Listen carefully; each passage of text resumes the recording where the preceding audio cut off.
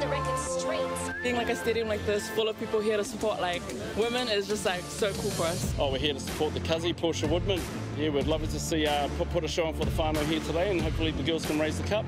It's big for women's rugby and it inspires girls to play rugby.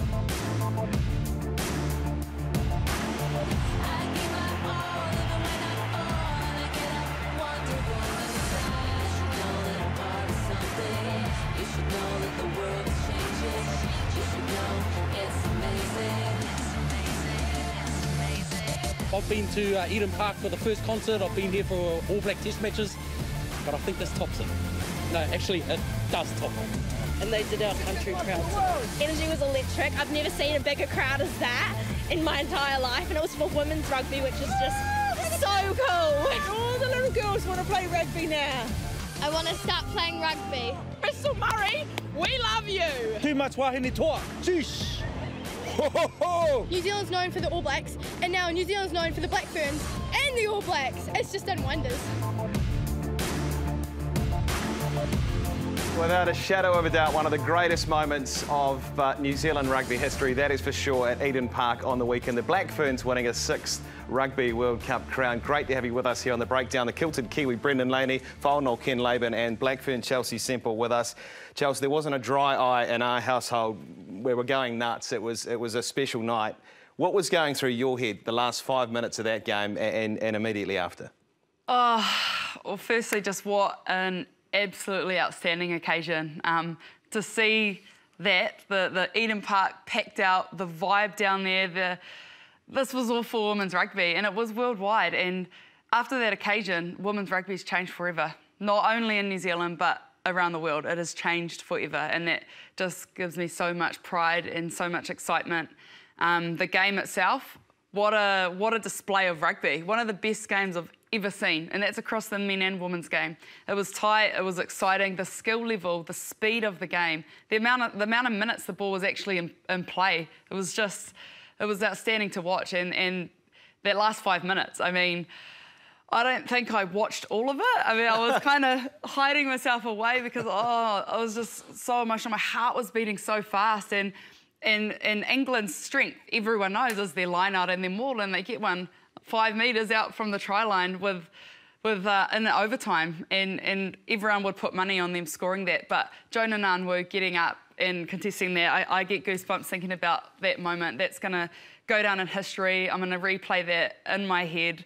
I'm going to rewatch that all the time. I'm going to show my kids that game one day. It was just absolutely brilliant, and the Black Ferns are world champions again for the 6th time in a row, and I think the whole country should just be so proud. Congratulations to you too, Chelsea, because you've been a part of this team for a very long time, and I know that they talked about that at the end after the match, which was really special, so you should be immensely proud. Ken, she just touched on it. One of the great games of footy I think we've seen at the Garden of Eden. Oh, there's no question about that. I think it was a very nice package that we showed at the front end of the program, and especially those unsolicited comments from the kids about they want to play women's rugby. Because, you know, there is, if you forgetting about, I don't have anything to say that hasn't been said by everybody else in relation to the Black Ferns and the grandness of the occasion on the weekend, but they are a beacon of hope for the future of rugby, and you put the 6 weeks in the context of the venues, the crowds, the global audiences, and the quality of the footy that was served up. And it just captivated, and as Chelsea alluded to, it's captivated the world.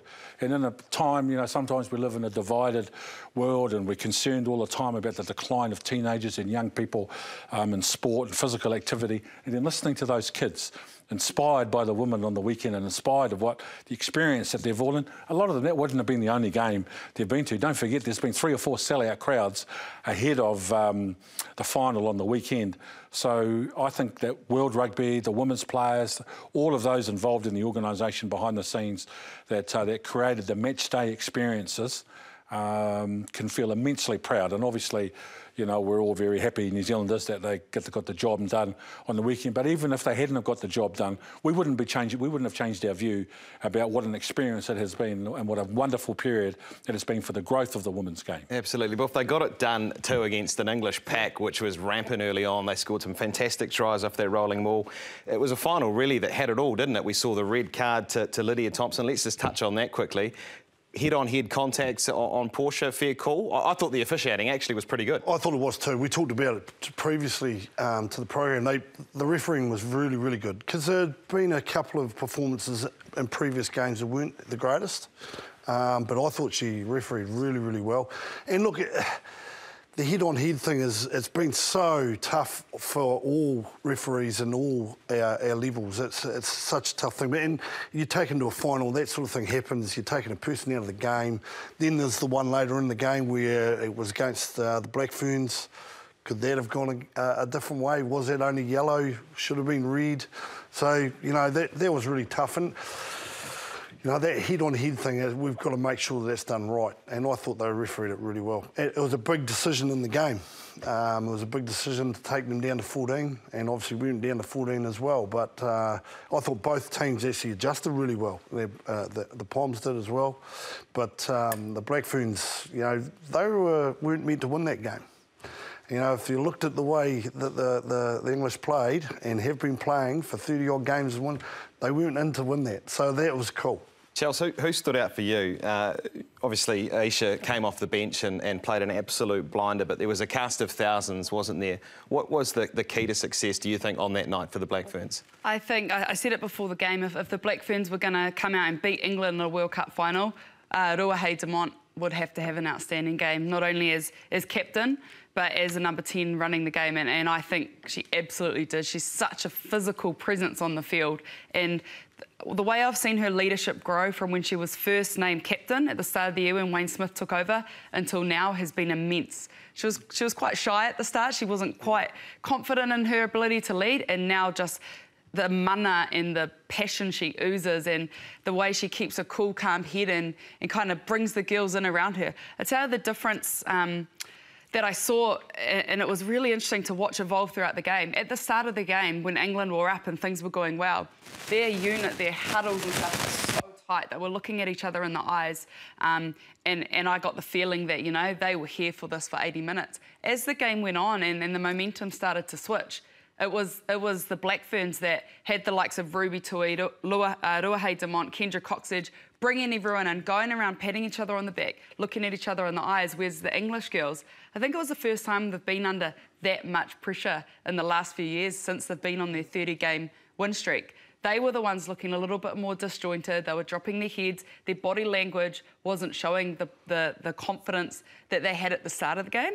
And I kept an eye on that throughout, and I thought that was quite interesting. So I think us coming back to win that game in those last moments was hugely down to Ruahei Demont and the leadership group. Ken, of all the footy you've called and seen and watched, how impressive was it seeing a team in an atmosphere like that, a World Cup final, be so far on the back foot in terms of set-piece, maul, and then to stick to their guns and especially come out in that second half and give the ball some real width and play some beautiful attacking rugby? Well, firstly of significance is the Wayne Smith influence.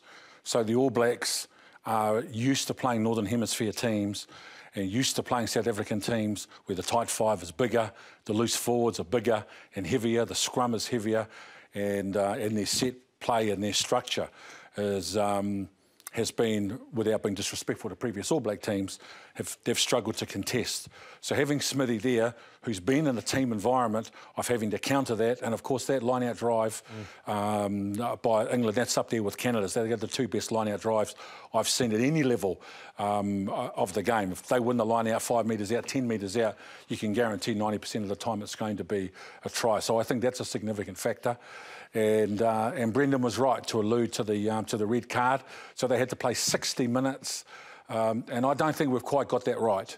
I think if it's an accident and no intent, and it was clearly an accident and no intent, that there needs to be a halfway house. So she needed to have been replaced. And if you have a look, Aisha's tries were on the edge. Stacey's try was on the edge. Ruby's try was on the edge, and that's where the defender, the player that got sent off, she was defending on the edge. Of course, you know, Smithy and Wayne Smith and Graham Henry, they're not going to miss an opportunity like that. Well, they were celebrating downtown, that is for sure, after the Black Ferns' 6th Rugby World Cup title, a phenomenal performance, and they turned out in their droves, and among them was New Zealand Rugby Chief Executive Mark Robinson.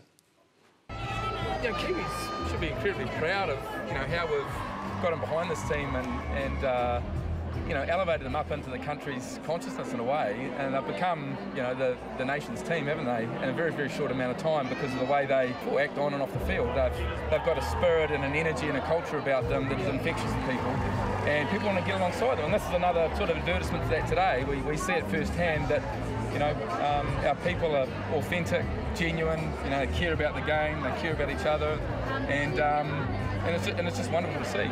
And I guess where to from here? Like, this is a great launch pad for the future of women's rugby as well. Yeah, I mean, there's lots of different plans going on. As you can imagine, everyone's asking that exact question at the moment.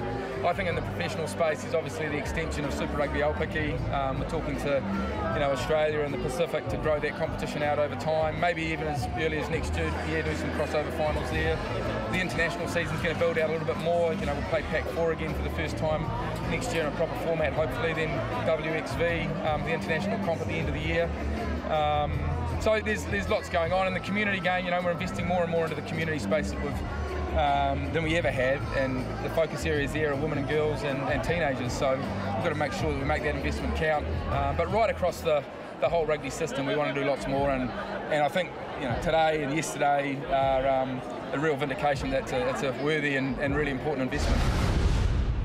It is absolutely a worthy and important investment. And Ken Laban, I mean, you've been involved in the game a very long time on both sides of it, commentary and the administration side too. He's the man who makes the calls, and there's some big calls following the success to be made. Last time I was on Breakdown, Mark Robinson sat in this chair, and I asked him about the New Zealand Rugby Union, who didn't get their annual grant from Sport New Zealand because they didn't make the 40% threshold of male to female on the New Zealand board. I asked him about why was he disappointed that there was no women coaches in the inaugural year of Super Rugby Aupiki, and how long do you think before we have a meaningful competition for women post what we've just seen over the last 5 or 6 weeks. And to be fair, he was very open and very candid at that stage, at that point, about New Zealand Rugby Union's commitment to address that. And I note that with Super Rugby Aupiki next year, there's 2 women head coaches that are in there, so that's a 50% improvement on this year. From an administration point of view, they need to fix that governance structure because it's the optics of it all. Rugby union in our country is such a big game. You know, it's in the newspapers. You know, like Bowden Barrett gets a cold, it's on the front page of the paper the next day. You know, the following and the obsession that there is with that. So I have a feeling that given the experience that we've all had over the last 6 weeks, that the women are going to hasten things along, which I think is going to be for the betterment of their game and our game. What do you think the important thing is from here, Chelsea, in terms of making sure that we capture this momentum and keep it going into next year and the years that follow? Yeah, I think one of the first things to me is to get a really meaningful international test calendar and get that out early, get it put in writing early so that the Black Ferns have something to work towards, because as we saw, we can't come off the back of not playing against the Northern Hemisphere teams and then try and play them after a while of being on our own down in the Southern Hemisphere. It doesn't work. We have to have those games continuously. The next thing I'd like to see is a much bigger, more meaningful and expanded Super Rugby Aupiki tournament. I mean, it's an outstanding start of the competition, and what we saw last year was some great rugby being played and people loved watching it. And I think after the success of this World Cup, you know, I wouldn't be surprised if we see like our Chiefs Manawa, our Matatu team selling out their stadiums for these Aupiki games. So why not make the competition longer, more meaningful, start talking to the Australian teams about getting them in. And then the last thing, of course, is we have full-time contracted players, and it's an amazing step forward for women's rugby, and we've seen the difference that's made to our top professional players and how we're able to compete now. But we need more. We can't just have 30, 35 of the top contracted women in the country and them start to leave the rest of the country behind, we actually need a wider range of girls being contracted. Well, if we've seen the evolution of the women's game in England in particular, I sense there's a real opportunity now off the back of this World Cup win to go, hey, we've got the resources here. We've got, as Chelsea said, Super Rugby Aupiki, which we could expand. We've seen players come down from the north, down from the UK to play in some of these teams and players from elsewhere. You yourself have played abroad. How important is it to try and set up that base here where we are, I suppose, the home of women's rugby, if you like? Well, we're the world champs. Yeah. So we have got an opportunity. And I think that's important, really important. Look, and at the end of the day, resources are the big thing. You know, wouldn't it be great to see a super game where all the girls pack out a stadium again? And the following that they got in the World Cup was magnificent. The other place for me is we've got to invest in the kids. We've got to invest in the young ones wanting to play. You know, we just saw the young girls walking out of that stadium going, I want to go and play rugby. Well, they're the ones we've got to concentrate on because they're going to be the future. We want them coming through the grades, so when they do get up to this level, particularly at our Whara Palmer level, that they're ready to go. And I think that's vitally important. I know Wayne Smith talked about it. He said we've got to go and get those young kids and get them on board. Yep. I think that's big. Speaking of Wayne Smith, Ken, that is the big question. I know he wants to go and spend a bit of time at the beach. He deserves that. But he's created something in the last 12 months, a momentum which is incredible, like what they've been able to achieve. What do you think they should do from here? I know they've got Whitney Hansen, Wes Clark and others involved with the group. Mike Cron as well came in, Ted, Sir Graham Henry. But do they just throw the baby out with the bathwater and start fresh, or do they have to keep some of these guys involved? Well, he's such an important part of, I don't like to use the word, but it sums it up. He's such an important part of the brand now, given the success that he's had in the game, and you know it's easy for me to have an opinion on the sideline, but if I was the chairman of New Zealand Rugby and Mark Robinson, one of the most important meetings I'd be having over the next couple of weeks would be with Wayne Smith, and I would be doing everything possible to try to talk him out of retirement. I looked at a couple of things today. Pete Carroll, the head coach of the NFL of the Seattle team, he's 70 years old. Bill Belichick at the Patriots, he's 70. Wayne Bennett, the legend from the Broncos, who's taking a new team next year, he's 73. Smithy's only 65. He's a young pup by comparison. He would have only had the gold card 2 weeks. Exactly. Let's just take a look at the impressive resume of Wayne Smith and his coaching acumen. It speaks for itself. Everywhere he goes, Buff, he turns things to gold. Yep. So you'd be hoping that there is some sort of a handover period for whoever the next Black Ferns coach is going to be, that there's some sort of time. Well, and I think Smithy's the type of guy that would be quite happy to do something like that as well. You know, I don't think he just wants to walk away and leave them in the lurch, as want of a better word. Maybe his role's slightly different. Maybe his role is what Ted did. You know, Ted didn't probably do a lot of online, on-the-field coaching. Well, to be fair, Smithy did not come into the Black Ferns with the intent to be head coach. Yeah. He came in as an advisor, as someone to help with the coaches, to help Glenn Moore, who was the coach back then. But then everything happened with the review and Glenn Moore left the team. Smithy was the only one that could step in. So he said all along, I didn't ask for this job, but he's ended up doing it. So perhaps it is a case of him actually stepping back, less hands-on and more of a coach-mentor role, because having been in the team for the last few years while Whitney Hansen has been in the team, she is an outstanding coach and she has got huge potential to one day lead this team. I know she won't do it until she feels she's 100% ready, but I mean, she's got pretty good references as well, and after every training she's calling up her dad and asking him to help review clips, and he's coming in and helping her out. So she's a great woman. Chelsea, you know, imagine having Wayne Smith to be able to pick up the phone and go, hey mate, what do you think of this? Well, you know, Steve Hansen's only 63, just saying. But can I just take this opportunity also while I've got the chance? You know, they say that in sport we all walk in the shadows of those who went before us, but Daryl Su'A won 2 World Cups, Jed Rollins won 1, Brian Evans won, Glenn Moore in 2017, and now Smithy. You know, so that's 6.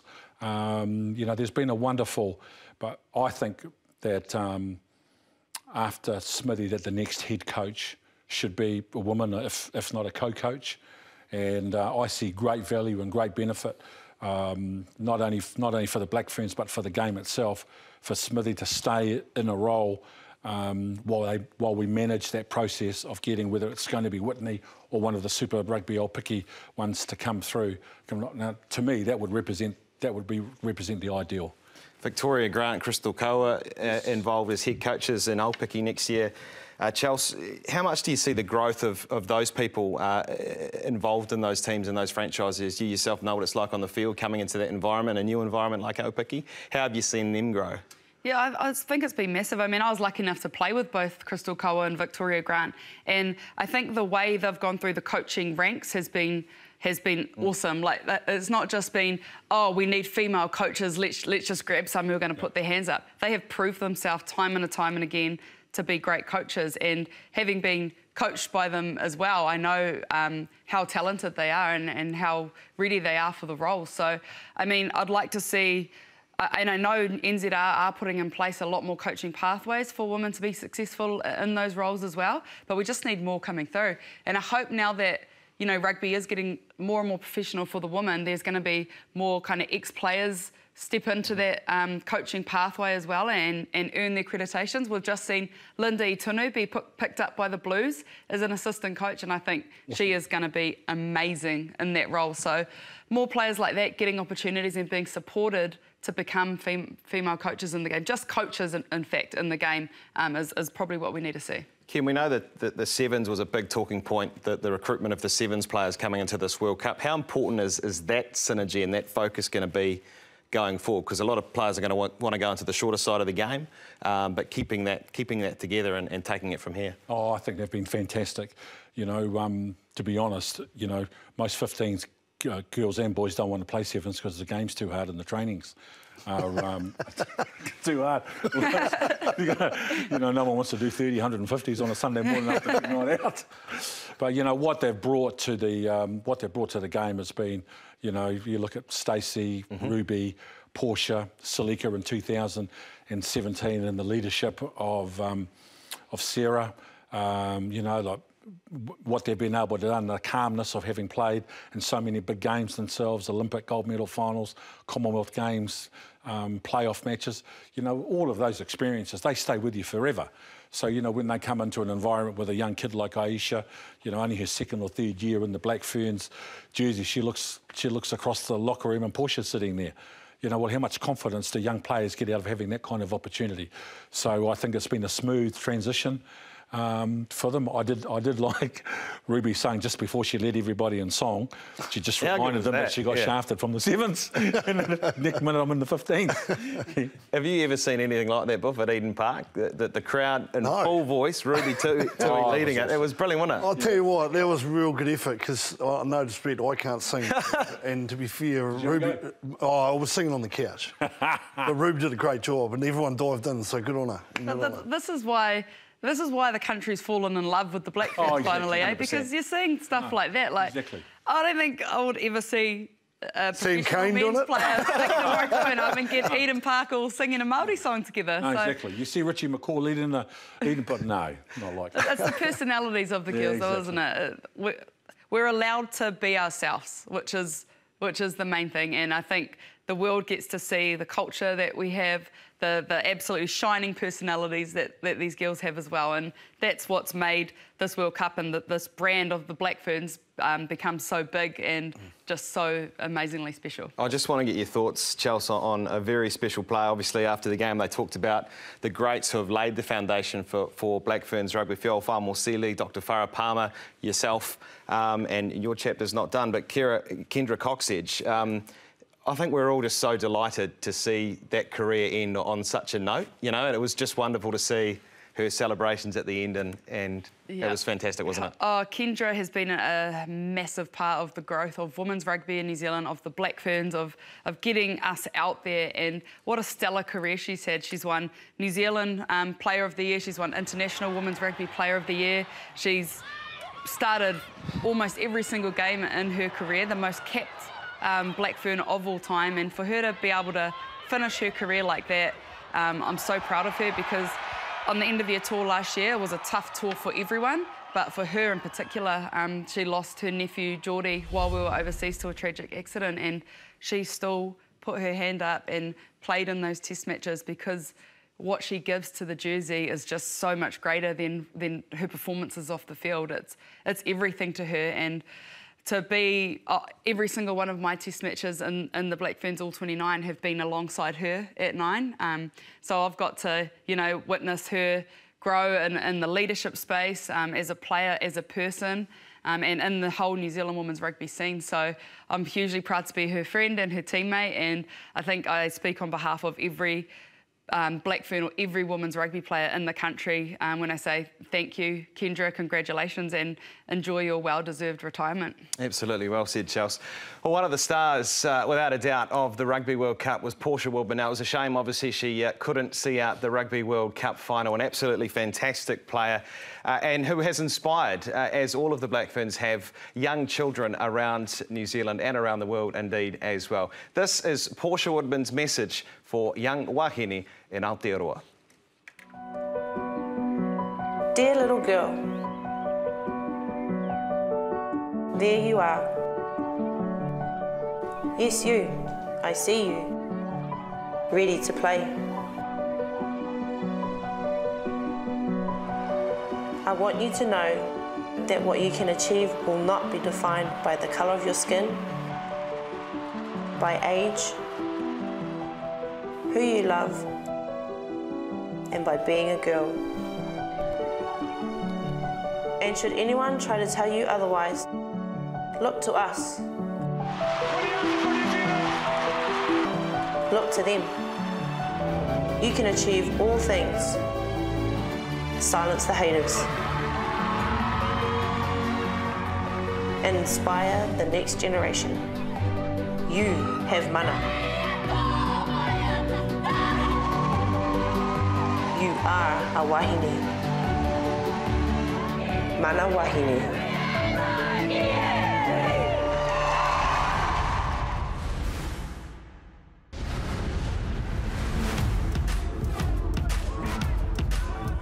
They're going to get a very good opportunity to open the scoring here.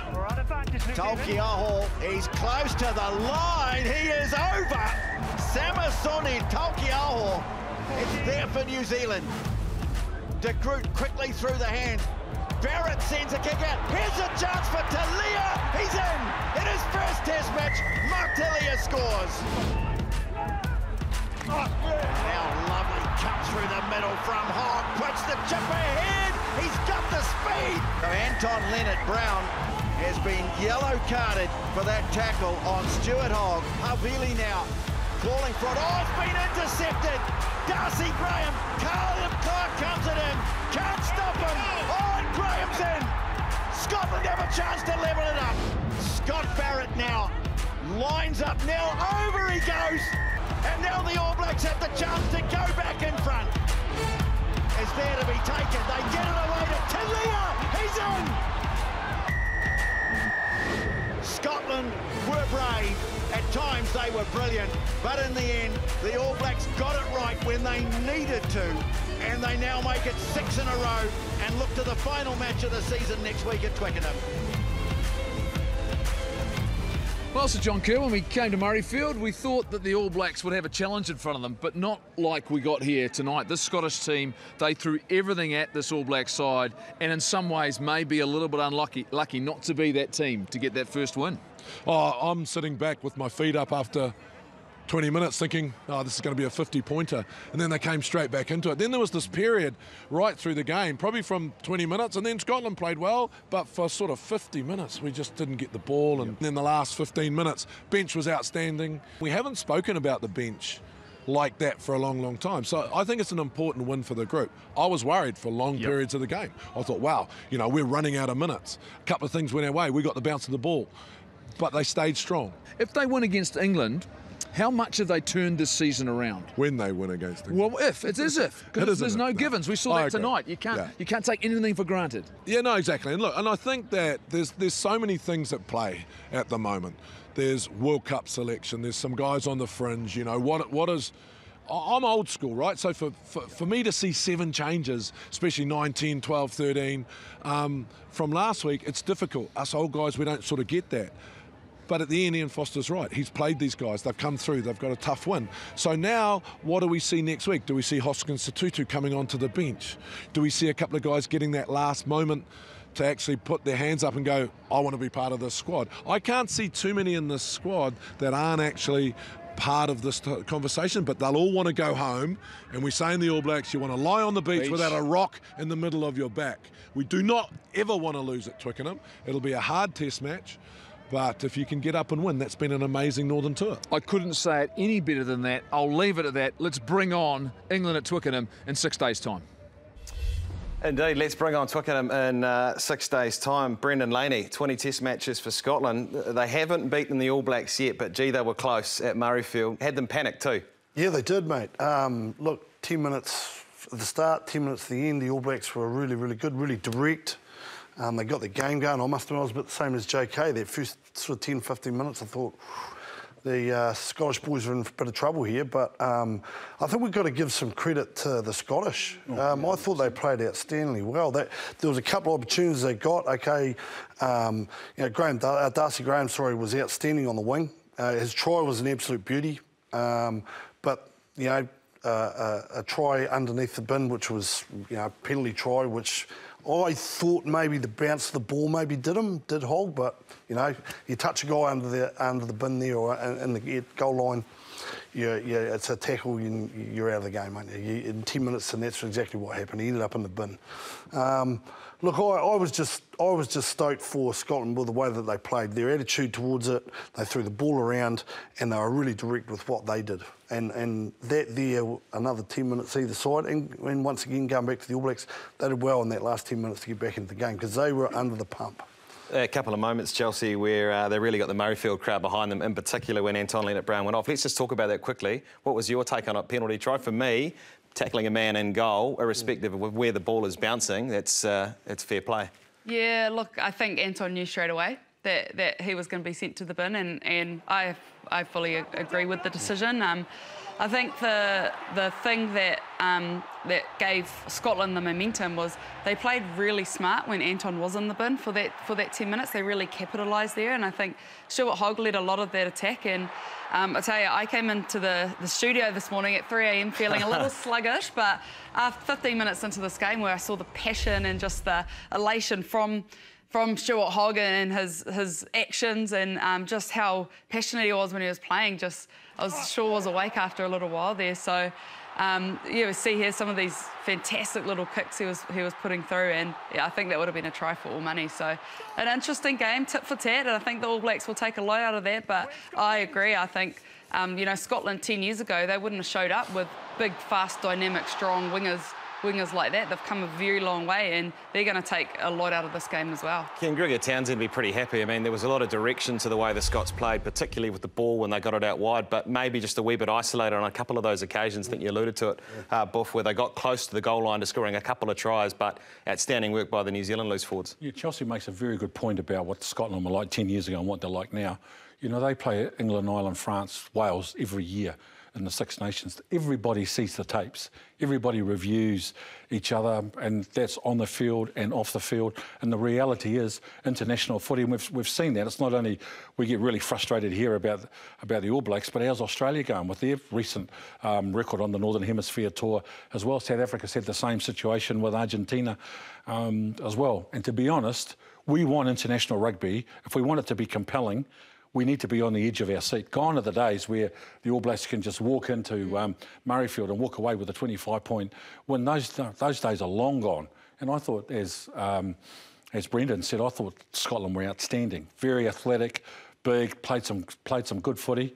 And, you know, sure, you know, we can talk about the yellow card and the penalty try till the cows come home, but we all know the rules. If you haven't got the ball, you can't tackle them. I thought the All Blacks were very sideways in their attack as well. Like I said, that first 10 or 15 minutes, we were really direct, and we got go forward, and we put the defence under pressure, and then for some reason we sort of went away from that. And you know, Havili's try, he was running sideways. Even if he'd given it to Barrett, he was running the guy into the touch. So when we actually were direct and gave the ball some air, we just looked so much better. Yeah, it seemed to me like when Anton did get that yellow card, we lost a lot of confidence. Yeah. And Scotland gained a whole lot of confidence. So we went away from, you know, throwing our back balls and looking for space. We closed up a little bit and didn't play our normal expansive game.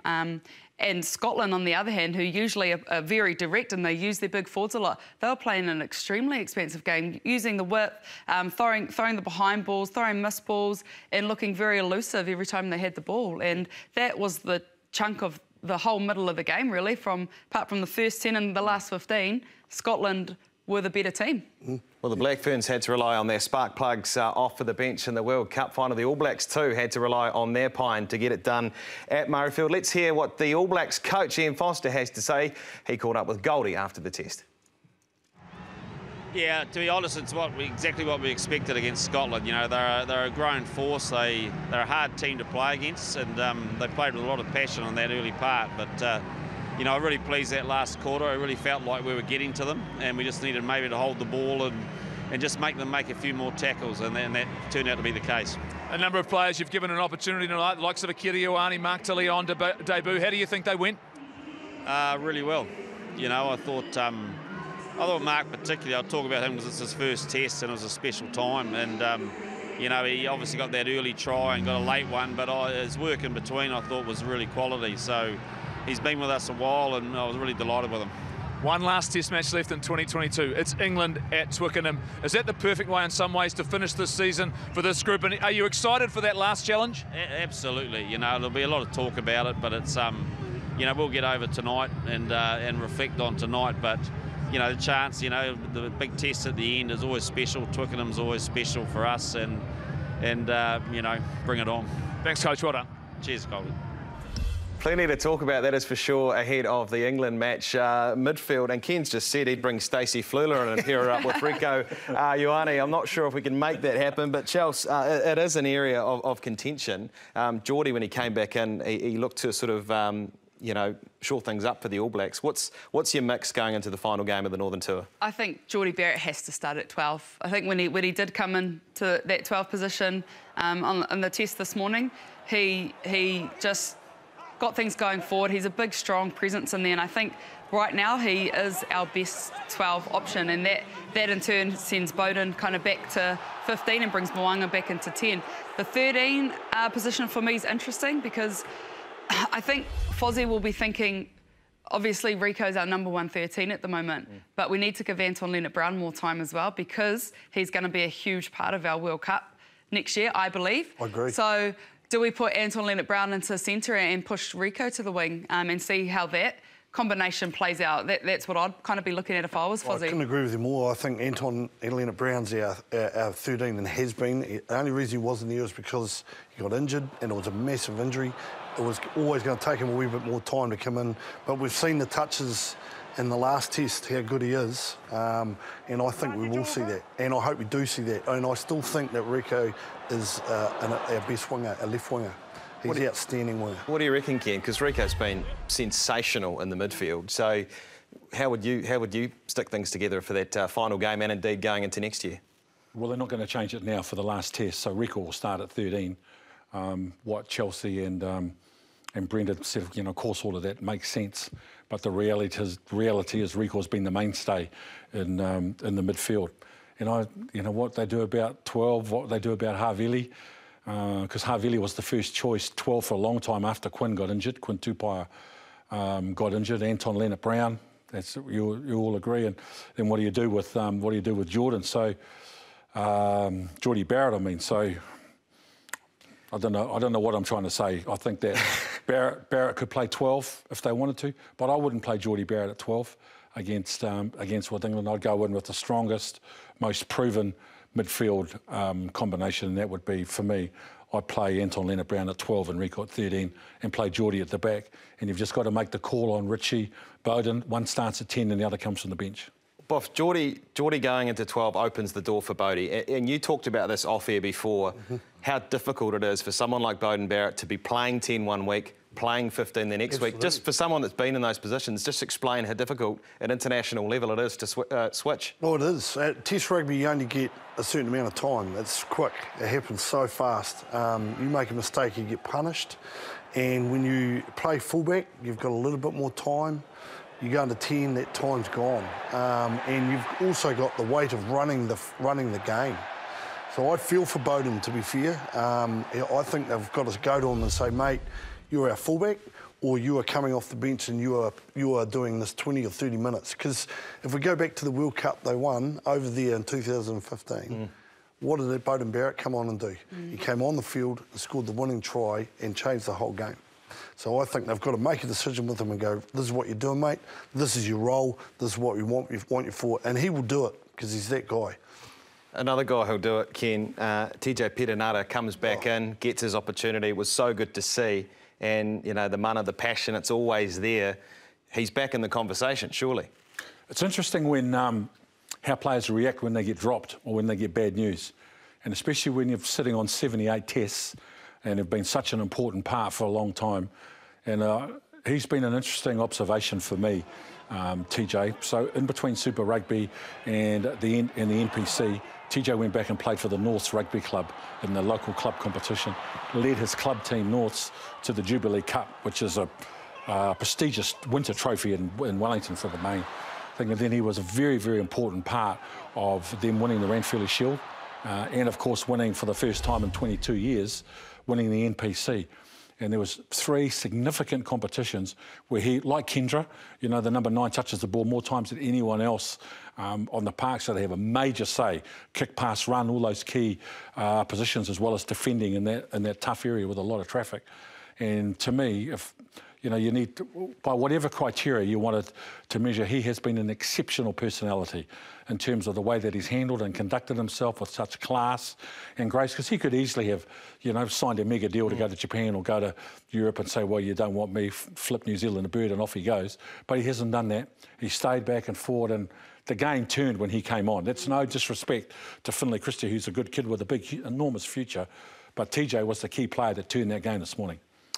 Absolutely, Rodio. It is time now for this week's trivia here on The Breakdown. And the question this week for the panel and you at home is, what was the score in 2006 when England took on the All Blacks? Ponder that, and we'll see you soon after the break here on The Breakdown. Lialamu under a bit of pressure. Lovely hands from Carter. Flicks it across to Major. Now it's with Gear. Rico Gear sprints into the clear. Now where's the support? Herring off into midfield. He's got a lumbering Tony Woodcock way out there. Here's a big sprint coming up. Woodcock trying to straighten it. All Blacks need to clear it quickly, do so. Marsoe, quick hands required again. And across it goes to Aaron Major. And that is a brilliant All Black try. It's it off to Hodgson. Allen looking to probe more. He was in the gap. Still going. And Jamie Noon will get there this time.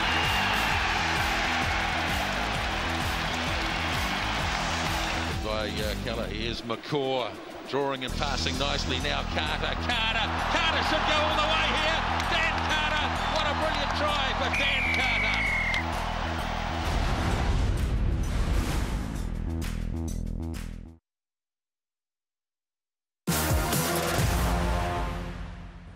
What a weekend. What a weekend. What a weekend.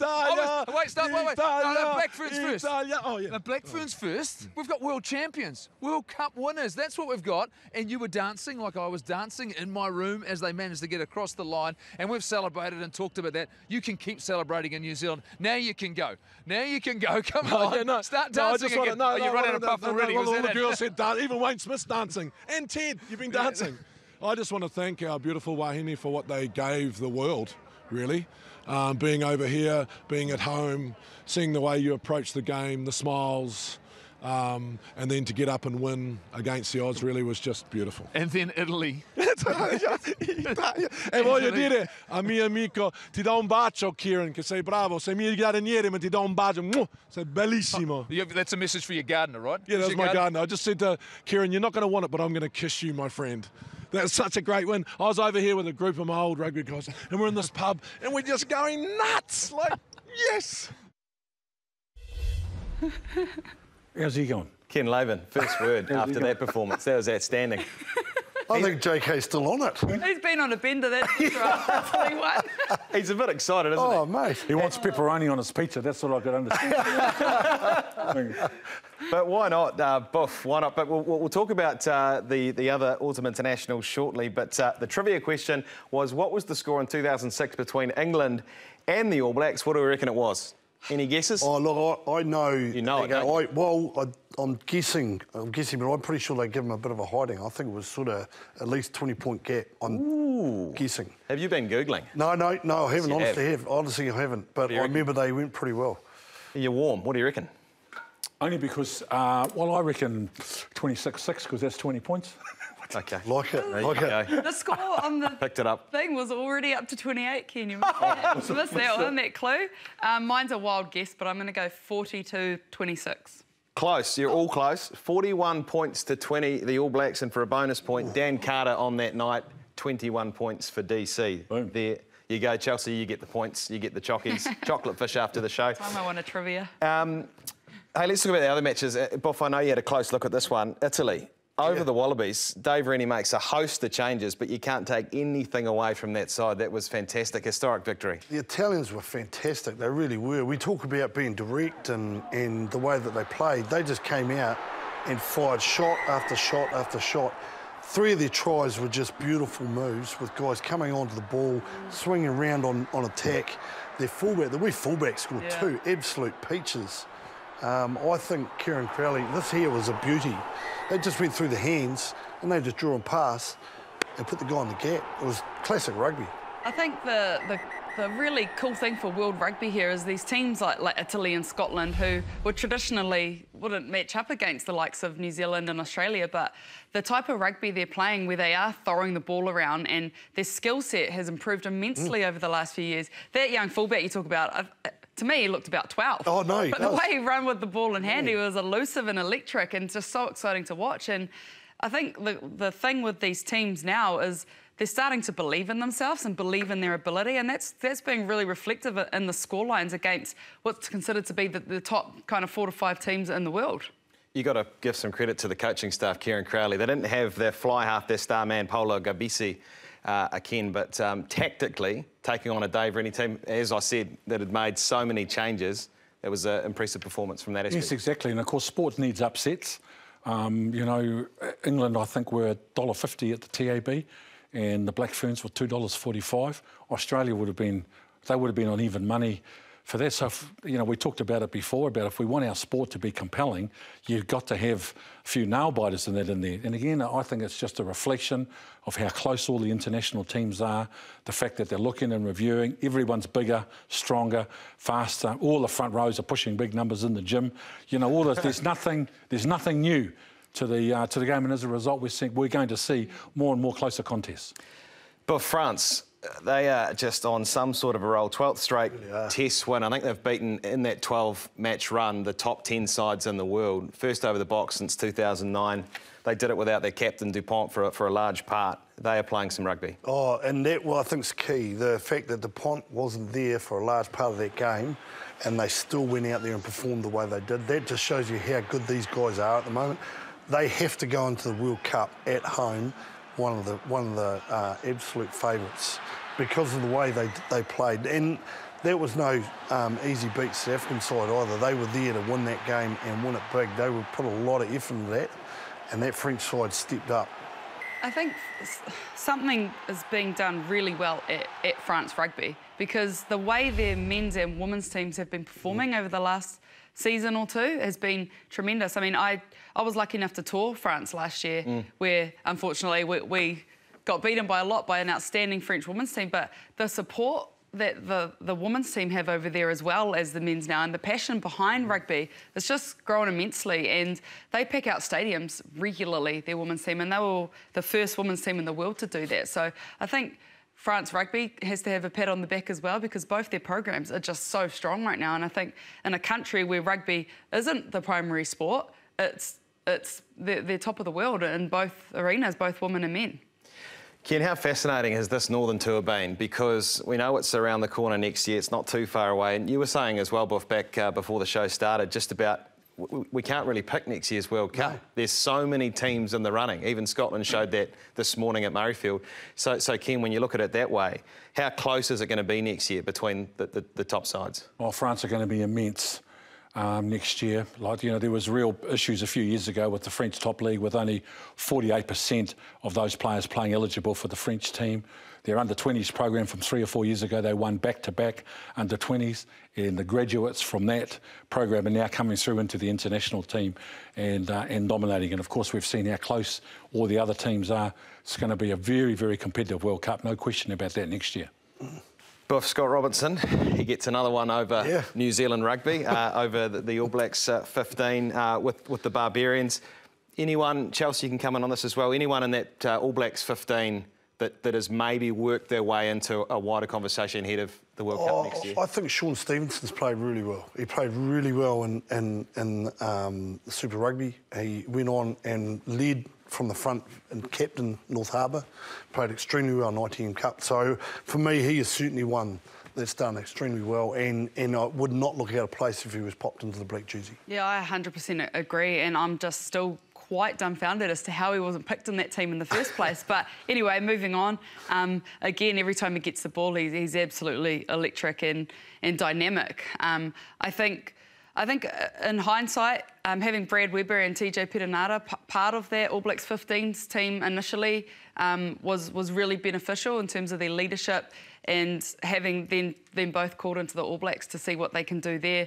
I think Fozzie will now be having the conversations as, are we going to have the same halfbacks that we had at the last World Cup with Aaron Smith, TJ Perenara and Brad Weber? Because, to be honest, that's who I'd pick, and after conversations I've been having, there's a lot of people that are saying the same thing. So they've certainly done well to play themselves back into the mix.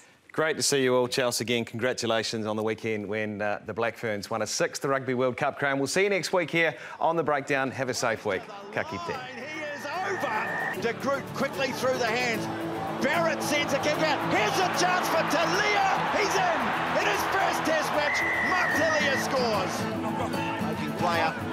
Now lovely cut through the middle from Hogg. Puts the chip ahead. He's got the speed. Rodol's been intercepted. Darcy Graham. Carlin Clark comes at him. Can't stop him. Oh, Graham's in. Scotland have a chance to level it up. Scott Barrett now lines up, now over he goes, and now the All Blacks have the chance to go back in front. It's there to be taken, they get it away